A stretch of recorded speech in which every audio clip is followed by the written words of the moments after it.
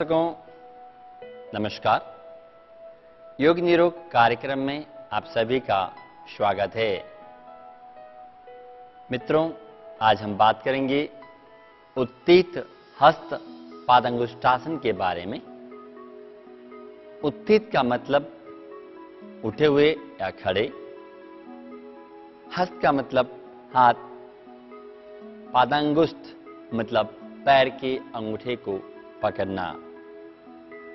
इस आसन में एक पैर पर खड़े होकर पैर के अंगूठे को पकड़कर इस आसन को मेंटेन किया जाता है, इसलिए इसे उत्थित हस्त पादंगुष्ठासन कहते हैं।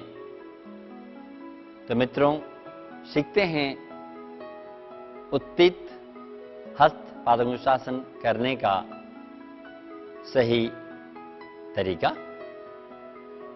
उत्थित हस्त पादंगुष्ठासन के लिए समस्थिति में खड़े हो जाएं।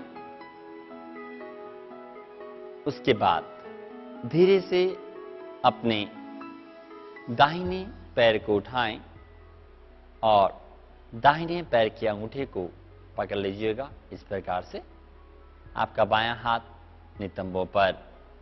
इस प्रकार धीरे धीरे बैलेंस को बनाते हुए प्रयास करिएगा। दाहिना पैर का घुटना बिल्कुल सीधा हो जाए। आपकी दृष्टि एक जगह पर केंद्रित करें। इस प्रकार से 30 सेकंड से लेकर 45 सेकंड तक रुकने के बाद धीरे धीरे जिस प्रकार से आप आसन में गए थे, ठीक उसी प्रकार से आसन से वापस आ जाएं। देन समस्थिति में आराम करें। थोड़ी देर आराम करने के बाद इसी आसन को दूसरे पैर से मतलब बायां पैर से करेंगे। बायां पैर से करने के लिए वापस अपने बाएं पैर को उठाइएगा धीरे से। इस प्रकार से पहले इस आसन को मेंटेन करेंगे यहां तक, फिर धीरे से बाएं हाथ से बाएं पैर की अंगूठे को पकड़कर धीरे धीरे उसे सीधा करने का प्रयास।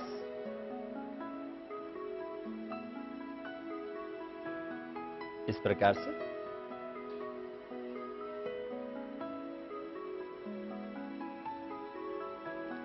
जितनी देर हम दाहिने पैर से रुके थे, उतनी ही देर बाएं पैर से भी करने के बाद धीरे धीरे विपरीत क्रम में वापस आएंगे और समय स्थिति आराम। जब आप रिलैक्स करें, अपने पैरों की मांसपेशियों को बिल्कुल रिलैक्स छोड़ दें, बिल्कुल शिथिल छोड़ दें और ध्यान दीजिएगा अपने श्वास पर।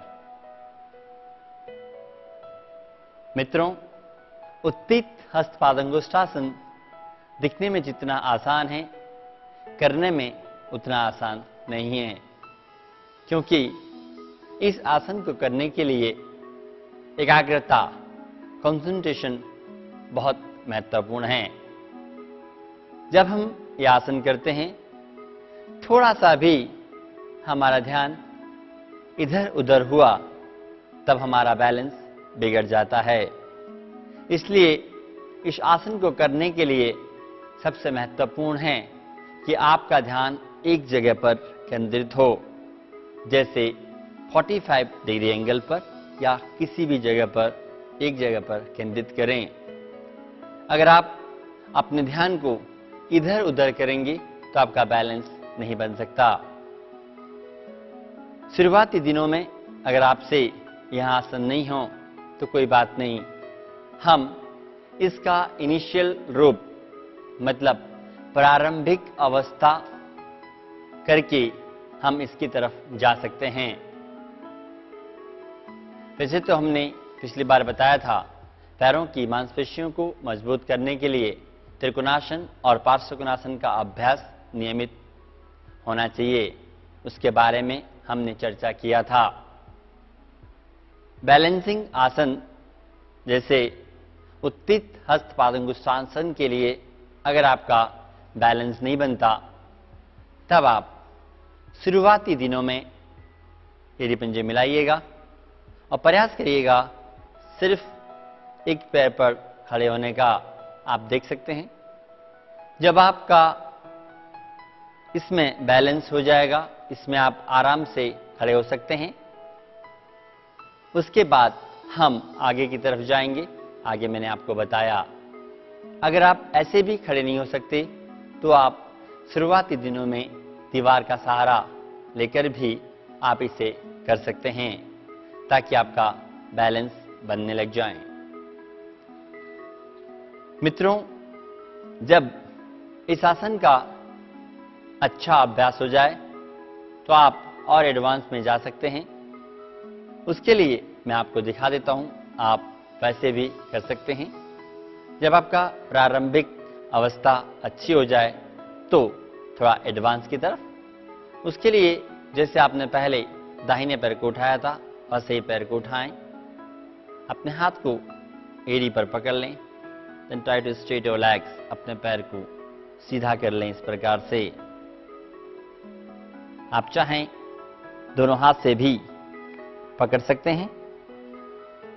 जरूरत है आपकी नियमित अभ्यास का इस प्रकार से, और एडवांस में जाने का प्रयास आप कर सकते हैं।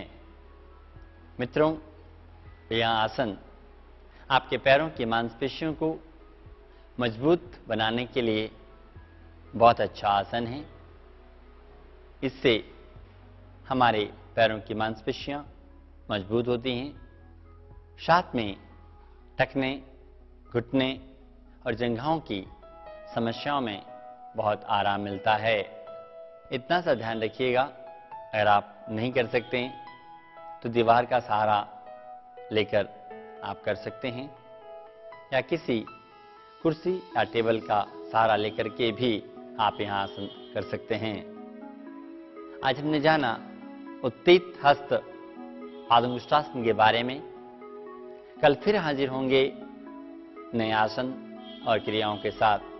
तब तक के लिए